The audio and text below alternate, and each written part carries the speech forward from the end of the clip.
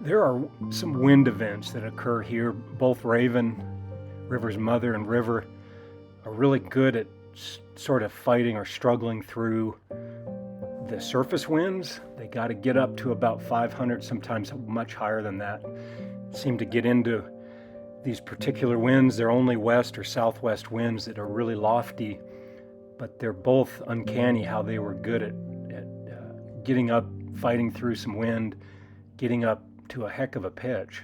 And today was one of those days where she fought through about 600-700 feet of surface winds, got into lofty winds, and got up to almost 1,500 feet, and then big stoop and this incredible tail chase that went miles and was successful. So just amazing what she chased this grouse across and pushed it over before finally catching it. But pretty interesting flight and pretty amazing flight.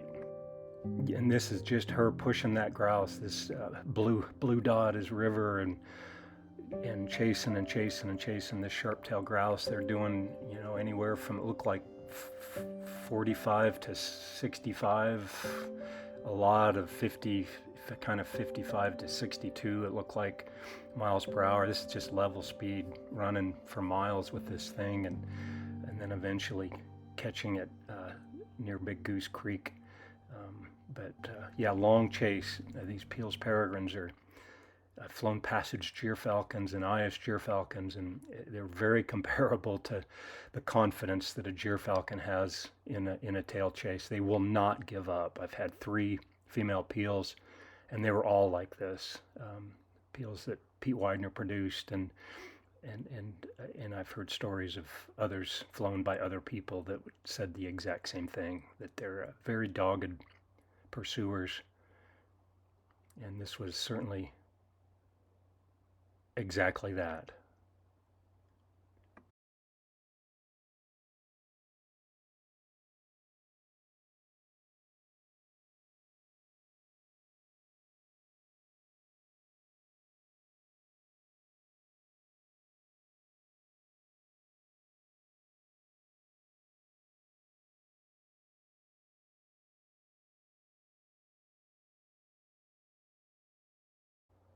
Well, I sure wish she or the grouse would pick a better terminal point for these chases. They always seem to be behind a sign like this. Magpies usually find the kill first. She must be right here. That is incredible.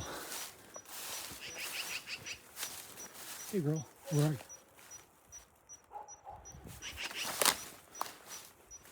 Oh, there she is. Holy smoke. Wow. Unbelievable flight. Almost 1,500 feet high. Couldn't see what happened on the hit. They were way up and over a butte. But the tail chase, I think, was round trip. The way she took, probably 3.5 miles, 4 miles, maybe more than that. But she wound up getting up super high, about 1,500 feet or just short of that. And Maddie got a point. Took a while to get birds up, and got the first wave of grouse off, and couldn't find her, didn't know where she was. I filmed the grouse leaving, and they went up and over a hilltop out of sight, and no falcon. And I finally looked at the GPS, found the falcon, and she was with a raven, so I think she was just preoccupied with this raven bothering her. Still a little over 1,400 feet high. And anyway, got another big wave of grouse out, and by then the raven had departed, and then down she came, big stoop, They went up and over a little butte, so I couldn't see what happened.